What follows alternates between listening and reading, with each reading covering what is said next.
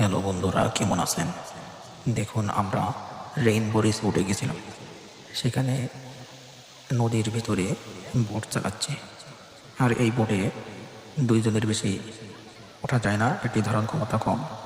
দেখুন, আমার আম্মু আর আমি বোটের উপরে চড়েছি। আর এই বোটে চড়তে হলে আপনাকে 50 টাকা দিয়ে টিকিট করতে হবে। আর রেইনবো রিসোর্টে প্রথমে গেটে ঢুকতে হলে 40 টাকা টিকিট নেয়।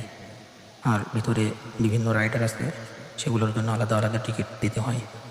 টাকা দিলেই আপনি চড়তে পারবেন।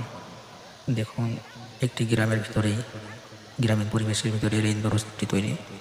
এটি শহরের কোনো নামি দামি জায়গায় নাই, এটি বটতলায় গ্রামের ভিতরেই। আসলে বিভিন্ন শহরে, বিভিন্ন জনবহুল এলাকায় যে রিসোর্টগুলি আছে, এখানে অনেক ভিড় হয়, প্রচুর ভিড় হয়। এই বোটে চড়লে অনেক মজা লাগে।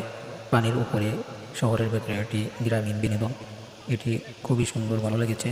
আপনারা যদি চড়তে চান তাহলে আসতে পারেন রেইনবো রিসোর্টে। এখানে গ্রামীণ পরিবেশে দেখা যায় শুক্রবারের দিন বেশি ভিড় হয়, তাছাড়া অন্যান্য সময় লোকজন কমই থাকে। তবে সবসময় শুক্রবারের দিন যাওয়াই ভালো হয়, কারণ গ্রামীণ পরিবেশে অনেক